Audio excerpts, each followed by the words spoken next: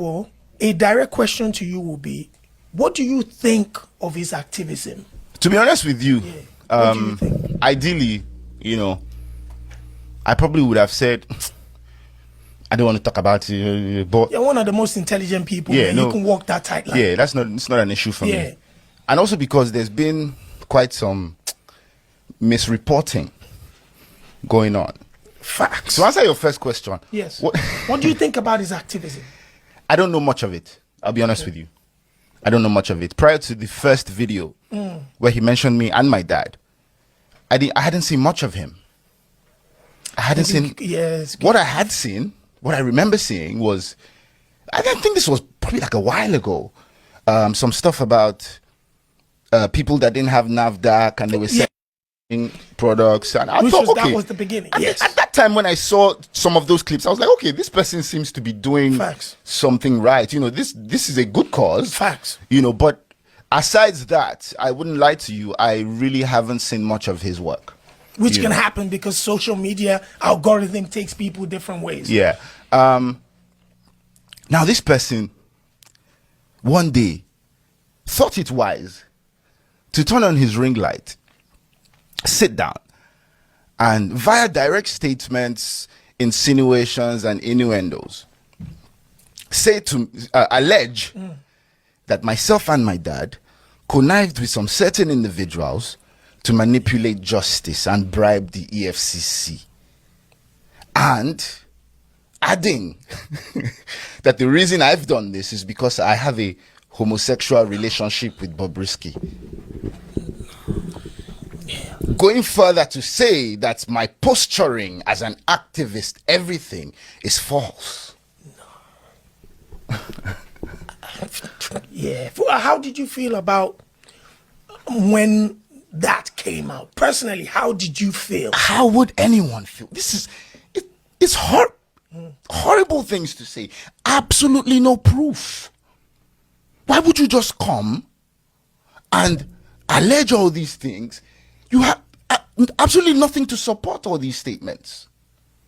And this is why I say, when we speak about seed of discord, just ordinary Nigerians, I think also need to be a lot more careful in jumping into conclusions, and let's just look at things a bit more objectively, and somebody just coming up and alleging something shouldn't be the basis for which you draw your conclusion. What has this person shown to support this allegation?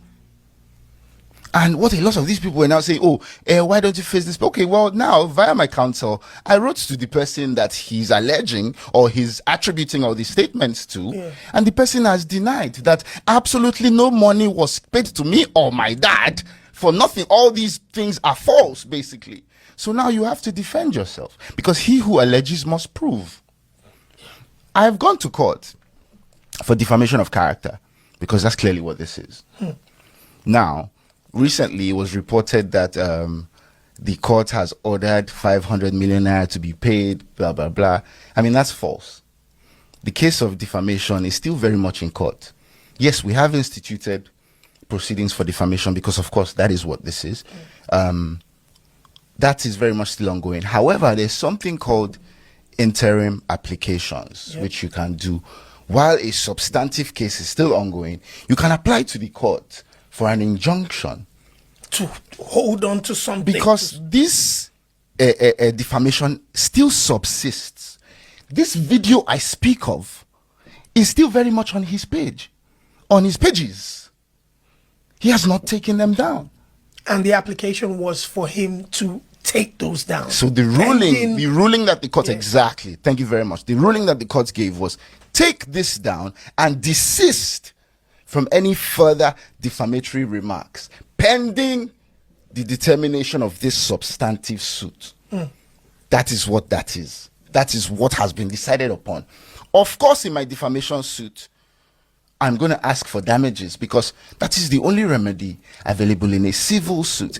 I'll have you know that there's a criminal angle to defamation. I chose not to go that route. So there is a criminal angle. There's a criminal angle to defamation now. He could very well have been arrested. But this so-called narrative that they are peddling now, because now that's the narrative that, oh, me and my family want to oppress this guy because we have legal muscle. Come on, man. I know they find trouble, Baba. Yeah.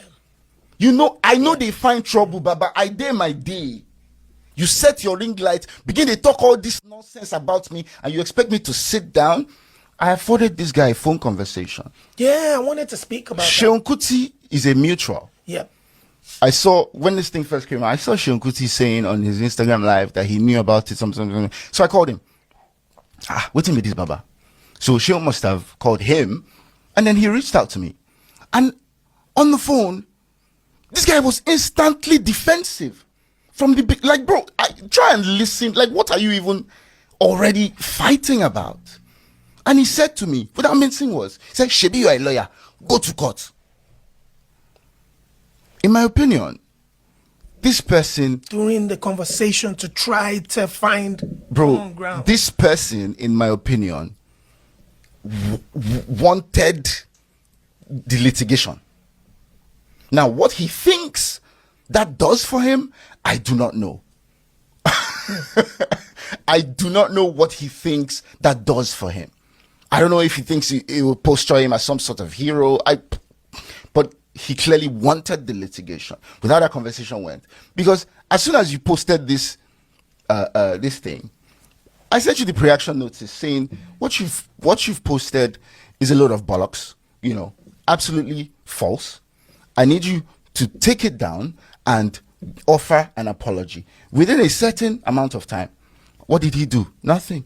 I thought I saw, first of all, apologies from Seun, and then I saw I believe I saw an apology from him too. So Seun Kuti did his because of, you know, the things he said on his live, you know, but that's aside. Yeah. He didn't offer an apology. He said, and this was at the House of Assembly when he was invited to this panel, said a few words, you know, some people are taking advantage to tarnish the image of my dad. Absolutely did not mention my name. Has been dodging mentioning my name ever since I wrote to him. That same day, posted something on his Instagram story at Falz bad guy. Oh, I wish say you did here to see what's in the happen for you. Yeah. Come on, man. Bro, what are you doing? This is not an apology. This defamatory publication still exists on your page. What are you doing? What is this? And you people are trying to peddle a narrative that I'm an oppressor. Are you people listening?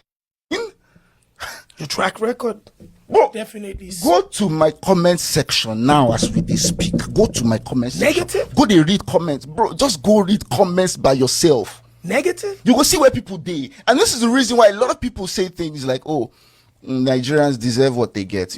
I don't like to make statements like that, because really and truly, nobody deserves the amount of that we go through, bro. Nobody does. But when you don't take your time to carefully assess scenarios and you jump on cheap manipulation tactics and you then spew negativity at somebody for absolutely no just cause, of course people are going to say stuff like that. People buy into that. What about the audio that he had presumed to have played, which alleged that the other person was saying what they had said? And that's why I'm saying that audio now has been denied by the person that he's alleging was the author.